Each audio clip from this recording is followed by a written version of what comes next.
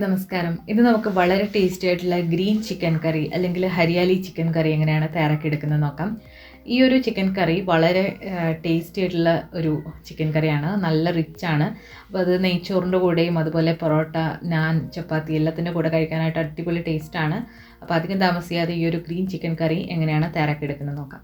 അപ്പോൾ ഈ green chicken കറിക്ക് വേണ്ടിയിട്ടുള്ള ഗ്രീൻ മസാല എങ്ങനെയാണ് തയ്യാറാക്കിയെടുക്കുന്നത് നോക്കാം.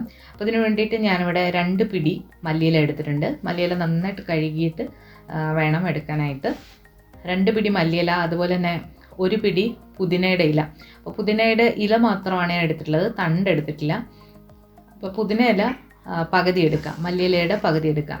പിന്നീട് നമ്മൾ ഇതിലേക്ക് മുളക് പൊടിയൊന്നും ചേർത്ത് കൊടുക്കില്ല. അപ്പോൾ എരിവിന് ആവശ്യമായിട്ടുള്ള പച്ചമുളകും എടുക്കുന്നുണ്ട്. ഞാനിവിടെ 10 പച്ചമുളകാണ് എടുത്തിട്ടുള്ളത്. അധികം എരിവില്ലാത്തതാണ്. 10 മുതൽ 15 വരെ പച്ചമുളക് നിങ്ങൾക്ക് 1 കിലോ ചിക്കന് വേണ്ടിയിട്ട് എടുക്കാവുന്നതാണ്. അപ്പോൾ പച്ചമുളക് ആദ്യം ഇട്ട് കൊടുത്ത് അത് കഴിഞ്ഞിട്ട് നമ്മൾ കഴുകി വെച്ചിരിക്കുന്ന മല്ലിയില, അതുപോലെ തന്നെ പുതിനയില, ഇത്രയും കൂടെ ഇട്ടിട്ട് നമുക്കിത് മിക്സിയുടെ ജാറിലിട്ട് ചെറുതായിട്ടൊന്ന് നല്ലതായിട്ടൊന്ന് അരച്ചെടുക്കണം.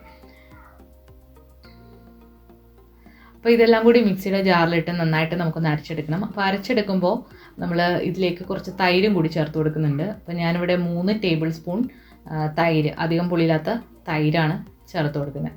അപ്പോൾ ഇതുകൂടി ചേർത്ത് കൊടുക്കുമ്പോൾ ഇത് നന്നായിട്ട് പെട്ടെന്ന് അത് അരിഞ്ഞ് കിട്ടും.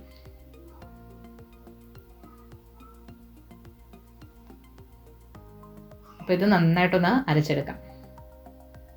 അപ്പോൾ നമ്മൾ നന്നായിട്ട് അരച്ചെടുത്തിട്ടുണ്ട്. അപ്പോൾ ഇനി ഇത് നമുക്ക് ചിക്കനിൽ പുരട്ടിയിട്ട് നമുക്കിത് ചിക്കൻ 1 മണിക്കൂറൊന്ന് മാറ്റി വെക്കുകയാണെങ്കിൽ ഈ ഒരു മസാല ഇതിലേക്ക് നന്നായിട്ട് പിടിച്ചു കിട്ടും.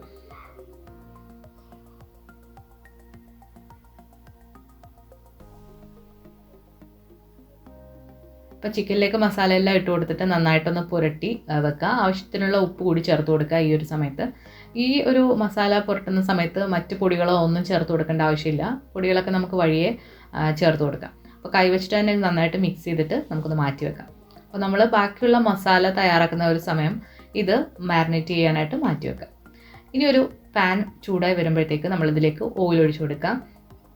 ഞാനിവിടെ വെജിറ്റബിൾ ഓയിലാണ് എടുത്തിട്ടുള്ളത്. അപ്പോൾ ഈ ഒരു കറിക്ക് വെജിറ്റബിൾ ഓയിലോ ബട്ടറോ ഒക്കെ യൂസ് ചെയ്യുമ്പോഴാണ് ടേസ്റ്റ് കിട്ടുക.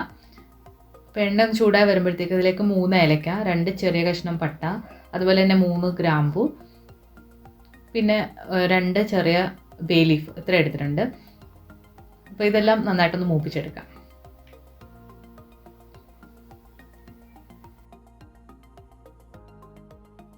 അപ്പോൾ ഇത് ചെറുതായിട്ടൊന്ന് മൂത്ത് വരുമ്പോഴത്തേക്ക് നമുക്കിതിലേക്ക് സവാള പൊടിയായിട്ട് അരിഞ്ഞത്, ഞാനിവിടെ 2 മീഡിയം സൈസിലുള്ള സവാള നീളത്തിൽ അരിഞ്ഞത് ഇതിലേക്ക് ഇട്ട് കൊടുത്തിട്ടുണ്ട്. ഈ സവാള കൂടി ഇട്ടിട്ട് ആവശ്യത്തിനുള്ള ഉപ്പും കൂടി ഇട്ട് നന്നായിട്ടൊന്ന് വഴറ്റിയെടുക്കാം.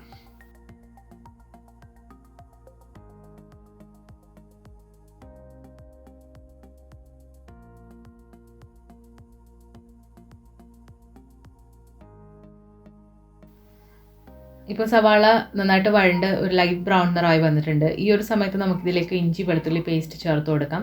ഞാനിവിടെ 3 ടീസ്പൂൺ ഇഞ്ചി വെളുത്തുള്ളി പേസ്റ്റാണ് ചേർത്ത് കൊടുക്കുന്നത്. 2 ടീസ്പൂൺ മുതൽ 3 ടീസ്പൂൺ വരെ നിങ്ങൾക്ക് ചേർക്കാവുന്നതാണ്. അപ്പോൾ ഇഞ്ചി വെളുത്തുള്ളി പേസ്റ്റ് കൂടി ചേർത്തിട്ട് അതിൻ്റെ പച്ചമണം നന്നായിട്ട് മാറ്റിയെടുക്കാം. അപ്പോൾ എണ്ണ പോരാൻ തോന്നുകയാണെന്നുണ്ടെങ്കിൽ നിങ്ങൾക്ക് ചേർത്ത് കൊടുക്കാവുന്നതാണ്. അപ്പോൾ നോൺ സ്റ്റിക്കിൻ്റെ പാത്രം ആയതുകൊണ്ട് കുറച്ച് എണ്ണ മതിയാകും. അപ്പോൾ നന്നായിട്ട് ഇതൊന്ന് വഴറ്റിയെടുക്കാം. അപ്പോൾ ഇഞ്ചി വെളുത്തുള്ളി നന്നായിട്ട് മൂത്ത് വന്നു കഴിഞ്ഞാൽ ഇതിലേക്ക് 1.5 ടീസ്പൂൺ ഗരം മസാല ചേർത്ത് കൊടുക്കാം. വീട്ടിൽ തന്നെ പൊടിച്ചിട്ടുള്ള ഗരം മസാലയാണ്. അപ്പോൾ അത് 1.5 ടീസ്പൂൺ ചേർത്ത് കൊടുത്തിട്ടുണ്ട്. ഇനി ഇതിലേക്ക് നമ്മൾ മല്ലിയില ചേർത്തിരിക്കുന്ന കാരണം എക്സ്ട്രാ ആയിട്ട് മല്ലിപ്പൊടി ചേർക്കേണ്ട ആവശ്യമില്ല. നിങ്ങൾക്ക് വേണമെന്നുണ്ടെങ്കിൽ 1 ടീസ്പൂൺ വരെ ചേർത്ത് കൊടുക്കാമെന്നാണ്. ഇപ്പോൾ ഞാനിവിടെ ചേർത്ത് കൊടുക്കുന്നില്ല, കാരണം നമ്മൾ 2 പിടി ആണ് മല്ലിയില എടുത്തിട്ടുള്ളത്. ഇനി ഇത് കൂടാതെ ഞാൻ റെഡിമെയ്ഡ് ആയിട്ടുള്ള കുറച്ച് ചിക്കൻ മസാല ഇട്ട് കൊടുക്കുന്നുണ്ട്. ഇത് ഓപ്ഷണലാണ്, നിങ്ങൾക്ക് ഇഷ്ടമുണ്ടെന്നുണ്ടെങ്കിൽ മാത്രം ചേർത്ത് കൊടുക്കാം. അപ്പോൾ അതിൽ കുറച്ച് മല്ലിയുടെ അംശമുണ്ട്. അപ്പം അതുകൊണ്ട് ഞാൻ എക്സ്ട്രാ ആയിട്ട് മല്ലിപ്പൊടി പിന്നെ ചേർക്കുന്നില്ല. അപ്പോൾ അതിൻ്റെ പച്ചമണം നന്നായിട്ടൊന്ന് മാറി വന്നിട്ടുണ്ട്. ഇനി നമ്മൾ ഒരു നന്നായിട്ട് പഴുത്ത തക്കാളി പൊടിയായിട്ട് അരിഞ്ഞത് ഇതിലേക്ക് ഇട്ട് കൊടുത്തിട്ടുണ്ട്. ഇനി ഈ തക്കാളി നന്നായിട്ടൊന്ന് വഴണ്ട് വരണം. അപ്പോൾ നമുക്കിത് അടച്ചു വെച്ചിട്ട് ഒന്ന് കുക്ക് ചെയ്തെടുക്കാം. അപ്പോൾ തക്കാളി നന്നായിട്ട് വാടി വന്നിട്ടുണ്ട്. അപ്പോൾ തക്കാളി നന്നായിട്ടൊന്ന് ഉടച്ചു കൊടുക്കാം. അപ്പോൾ മസാലയൊക്കെ നന്നായിട്ട് വഴണ്ട് വന്നു കഴിഞ്ഞാൽ ഇതിലേക്കൊരു 1/2 ടീസ്പൂൺ ജീരകം വറുത്ത് പൊടിച്ചിട്ടുള്ളതാണ്, അത് ചേർത്ത് കൊടുക്കാം. ഇതൊരു നോർത്ത് ഇന്ത്യൻ സ്റ്റൈലിലുള്ള കറിയാണ്. അപ്പോൾ അതുകൊണ്ട് ജീരകം ചേർത്ത് കൊടുക്കുമ്പോൾ ഒരു പ്രത്യേക ടേസ്റ്റാണ്. അപ്പോൾ നന്നായിട്ട് മസാല വഴണ്ട് വന്നു കഴിഞ്ഞാൽ നമ്മൾ നേരത്തെ മാരിനേറ്റ് ചെയ്ത് വെച്ചിരിക്കുന്ന ചിക്കൻ്റെ കഷ്ണങ്ങൾ ഇതിലേക്ക് ഇട്ട് കൊടുക്കാം. അപ്പോൾ നിങ്ങൾക്കൊരു സംശയം ഉണ്ടാവും, ഈ ഒരു പച്ച മസാല ഇതിൽ കിടന്നിട്ട് പച്ച ചുവയ്ക്കില്ലേന്ന്. പക്ഷേ പച്ചയൊന്നും ചുവയ്ക്കില്ല. നമ്മൾ ഈ ഒരു ചിക്കൻ്റെ മസാല ഇതിൽ നന്നായിട്ട് വഴട്ടിയാണ് എടുക്കുന്നത്. അപ്പോൾ അവസാനം ഇത് നമ്മൾ കഴിക്കുമ്പോൾ യാതൊരു പച്ച ചുവയില്ല, നല്ല പെർഫെക്റ്റ് ആയിട്ടുള്ളൊരു ടേസ്റ്റാണ്. അപ്പോൾ ഇത് നന്നായിട്ട് ഈ മസാലയിലൊന്ന് കോട്ട് ചെയ്തതിന് ശേഷം അടച്ചു വെച്ചിട്ട് വേവിക്കാം. ആവശ്യത്തിനുള്ള ഉപ്പ് കൂടി ഇട്ടിട്ട് വേണം അടച്ചു വെച്ച് വേവിക്കാനായിട്ട്.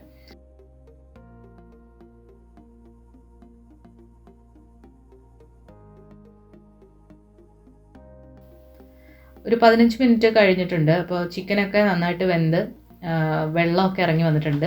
അപ്പോൾ ഈ ഒരു സമയത്ത് നമുക്കിതിലേക്ക് കുറച്ച് വറുത്ത ഉള്ളി ഉണ്ടെങ്കിൽ ചേർത്ത് കൊടുക്കാം. അപ്പോൾ ഒരു പ്രത്യേക ടേസ്റ്റാണ്. അപ്പോൾ ഇനി ഈ ഒരു ചിക്കനിലേക്ക് നമ്മൾ ഒരു ക്യൂബ് ബട്ടറും കൂടി ചേർത്ത് കൊടുക്കുന്നുണ്ട്. അപ്പോൾ ഒരു സ്പെഷ്യൽ ടേസ്റ്റാണ്.